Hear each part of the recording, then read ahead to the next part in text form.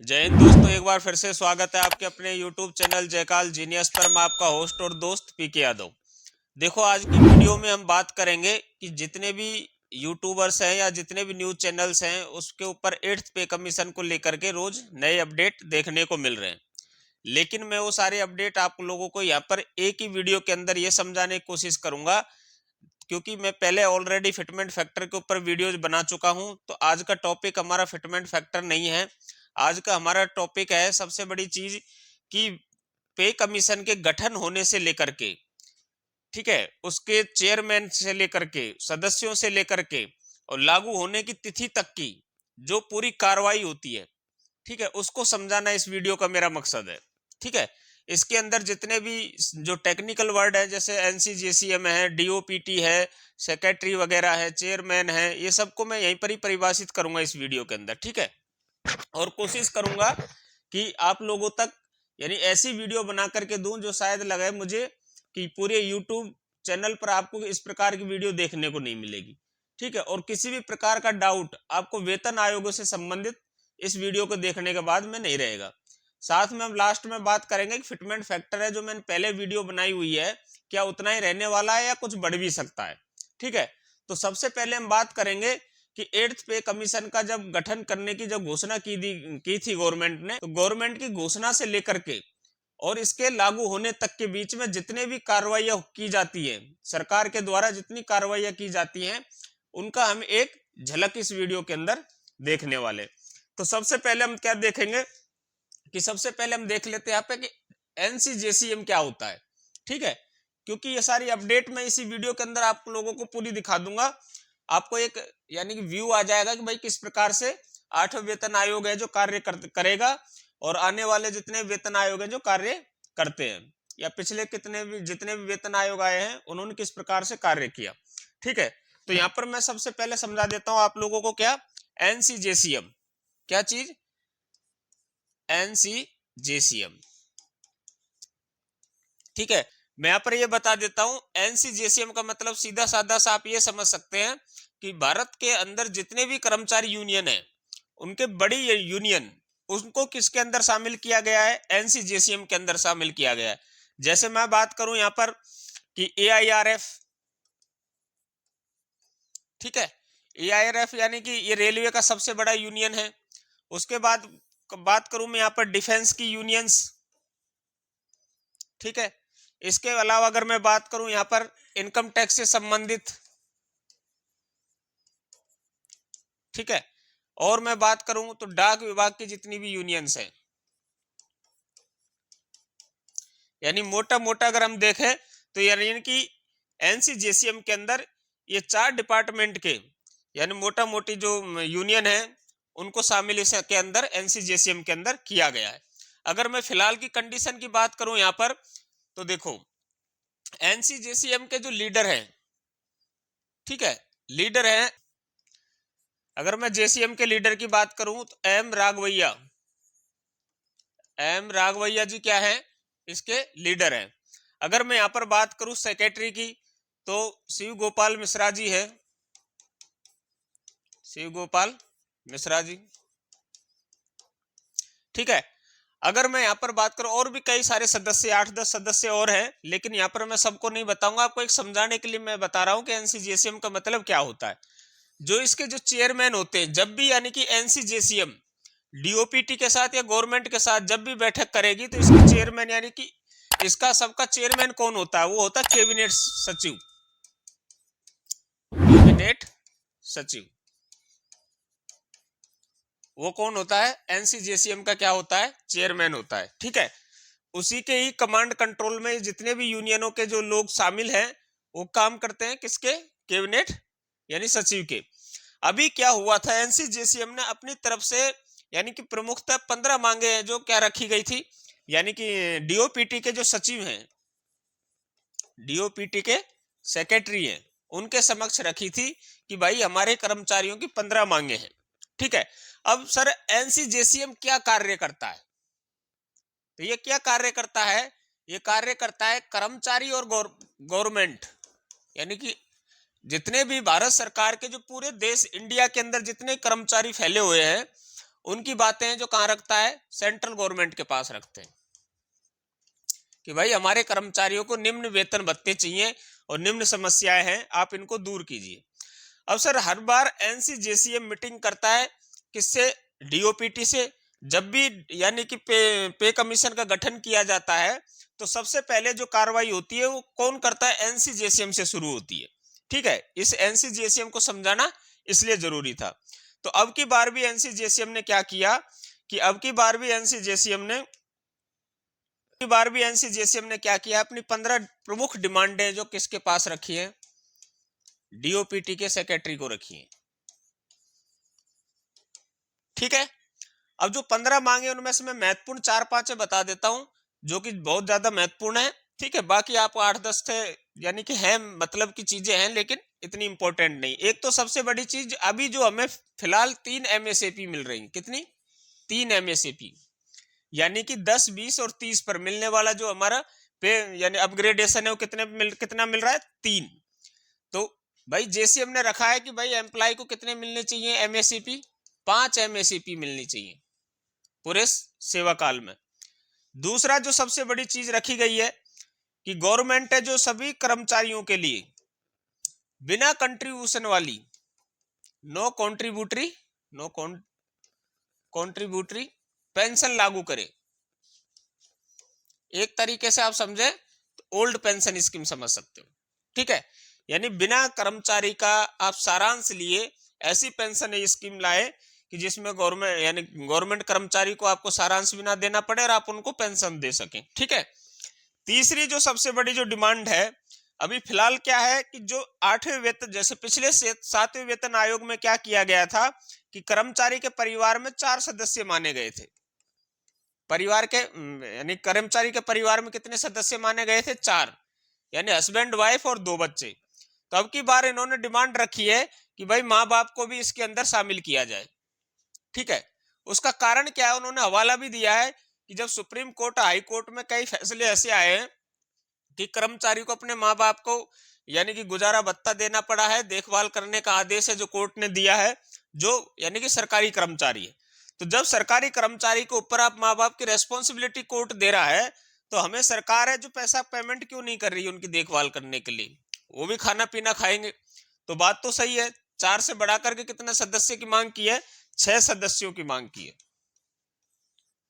तो अभी 4 सदस्य, 6 सदस्य होंगे तो क्या होगा, जो आर्काइड फॉर्मूला जो लागू होता है उसमें जो यूनिट है 3, वो 3 बढ़कर कितनी हो जाएंगी, जितनी भी गवर्नमेंट उनको मानेगी माँ बाप को कि 0.88 मानती है तो 1.6 बढ़ जाएगा, यानी कि 4.6 यूनिट हो जाएंगी। तो उस हिसाब से फिर वेतन का निर्धारण किया जाएगा। ठीक, तो चौथी जो सबसे बड़ी चीज है वो यहाँ पर क्या है कि जो फिटमेंट फैक्टर है, पिछले वेतन आयोग के अंदर क्या किया गया था कि 3 प्रकार के फिटमेंट फैक्टर हैं जो भारत सरकार ने निकाले थे। तो अब की बार इन्होंने एनसीजेसीएम के यानी कि जो पदाधिकारी है इन्होंने बोला है कि सरकार को कि भाई हमें फिटमेंट फैक्टर एक ही चाहिए, समान फिटमेंट फैक्टर। ठीक है, कौन सा, समान फिटमेंट फैक्टर चाहिए हमको। ठीक, चौथी सबसे बड़ी डिमांड हो गई है। ठीक है, 3 हुई, 4, चलो एक और बता देते। 5 फिटमेंट फैक्टर है, वो मिनिमम फिटमेंट फैक्टर कितना होना चाहिए, 2.86 होना चाहिए। फिटमेंट फैक्टर कितना रखने के लिए बोला गया है, 2.86। ठीक, एक और सबसे बड़ी जो डिमांड है वो है कि भाई आप जो क्या करते हो, आर्काइड फॉर्मूला लगा देने से क्या होता है कि एक बहुत बड़ी ये स्टडी हो जाएगी, इसलिए मैं उसको शॉर्ट में आपको समझा देता हूं कि कर्मचारी संगठनों का मानना है कि आर्काइड फॉर्मूला से सरकारी कर्मचारी को क्या हो रहा है, नुकसान हो रहा है। तो उस नुकसान की भरपाई करने के लिए जो आप पेमेंट में जो बढ़ोतरी करोगे, जो पे रिवीजन करोगे आप लोग, तो पे रिवीजन में क्या करना, हमारी बेसिक में डीए को ऐड करना है। बेसिक में किसको ऐड किया जाए, डीओ को ऐड किया जाए, फिर इसके बाद में बढ़ोतरी की जाए। ठीक है, यानी कि बेसिक और डीए को मर्ज करने के पश्चात, बेसिक और डीए को मर्ज करने के बाद में फिर गवर्नमेंट बढ़ोतरी करे 30% की या 35% की, जितना भी परसेंट की गवर्नमेंट को बढ़ोतरी करनी है वो किस पर होनी चाहिए, हमारी बेसिक प्लस डीए पर होनी चाहिए। ठीक है, तो ये तो हो गया, 6 प्रमुख मांगे हो गई। उसमें मैंने आपको बता दिया सभी पे बैंड के लिए एक ही फिटमेंट फैक्टर होगा, एमएसएपी 3 की जगह 5 होंगी। ठीक है, बिना कॉन्ट्रीब्यूटरी पेंशन हो गई, परिवार के सदस्य 4 से बढ़ाकर 6 कर दिए जाए। ठीक, अब ये सदस्य सॉरी अब ये सारी जो डिमांड है वो किसको रखी गई है? कर्मचारी संगठनों द्वारा यानी कि जेसीएम द्वारा किसको रखी गई है?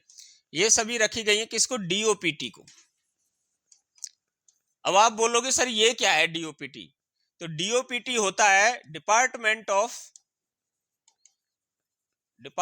Of pensioners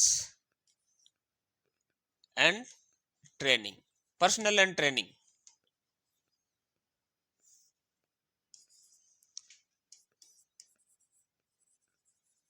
personnels and training, department of personals and training, ये होता है डीओपीटी का फुल फॉर्म।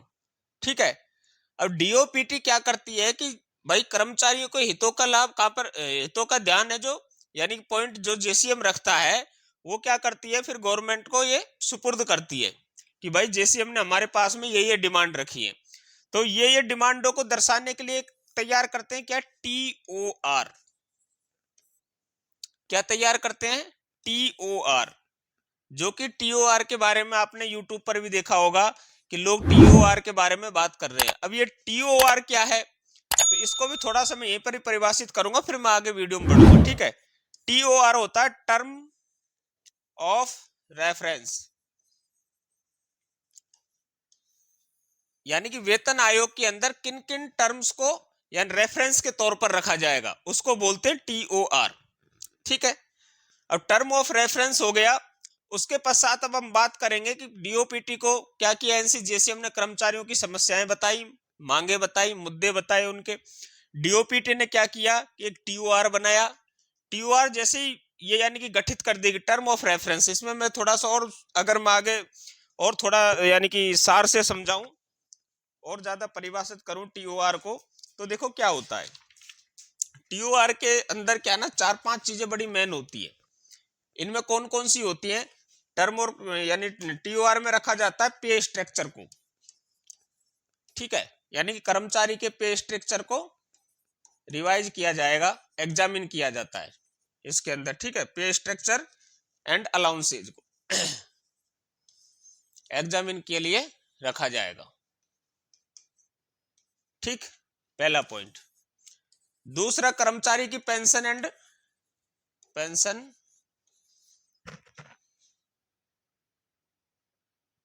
Retirement benefits. भाई कर्मचारी के क्या क्या यानी कि रिटायरमेंट के बेनिफिट हैं, क्या पेंशन मिलेगी, रिटायरमेंट बेनिफिट्स। ठीक है, शॉर्ट में लिख देता हूं है। तीसरी चीज इसके अंदर बड़ी महत्वपूर्ण है, वो कौन सी है? Service condition and benefits. एक हो जाएगी efficiency and productivity, efficiency and productivity. ठीक है, पेंशन एंड रिटायरमेंट ये तो हो गया। Service condition and benefit, service condition and benefits. ठीक है, और पांचवा कौन सा छूट गया आपका? पांचवा इसमें रह गया आपका फिस्कल कंडीशंस, फिस्कल कंडीशंस। अब देखो आपको ये चारों तो चीजें समझ में आ गई होंगी, ये कर्मचारी से रिलेटेड है चारों चीजें। ये जो पांचवी जो चीज है फिस्कल कंडीशंस, ये गवर्नमेंट से रिलेटेड चीज है। यानी कि टीओआर बनाने के समय ये भी चीज ध्यान रखी जाएगी कि क्या गवर्नमेंट के पास यानी कि यानी कुल जो आमदनी है वो खर्चों से ज्यादा है, तब उसी कंडीशन में क्या है कि 8वें वेतन आयोग में आपकी सैलरी उस हिसाब से बढ़ाई जाती है।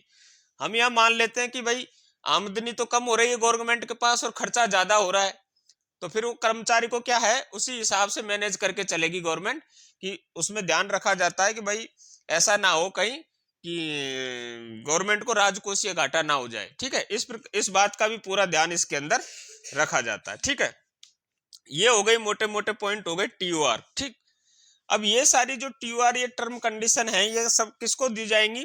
जो कमेटी बन रही है 8वें वेतन आयोग को लेकर के। क्या बन रही है? यानी पे कमीशन की कमेटी बन रही है। ठीक है, अब कमेटी के अंदर में क्या होगा? एक कमेटी का होगा चेयरमैन, ठीक, 2 होंगे सदस्य। मैं अभी 8वें वेतन आयोग को लेकर के बात कर रहा हूं। ठीक है, 2 मेंबर होंगे और एक कौन होगा? चेयरमैन होगा। अब सर चेयरमैन कौन होगा? चेयरमैन या तो हो सकता है कोई रिटायर्ड जज हो, रिटायर्ड जज हो सकता है, या फिर कोई भी सिविल सर्वेंट होता है, यानी कि रिटायर्ड IAS अधिकारी हो कोई भी, वो भी कौन सा? सेक्रेटरी लेवल का, वो चेयरमैन होगा। ठीक है, उसके अलावा क्या है? 2 सदस्यों को और चुन लिया जाता है। ज्यादातर देखने में आता है IAS अधिकारियों को इसके अंदर चुना जाता है।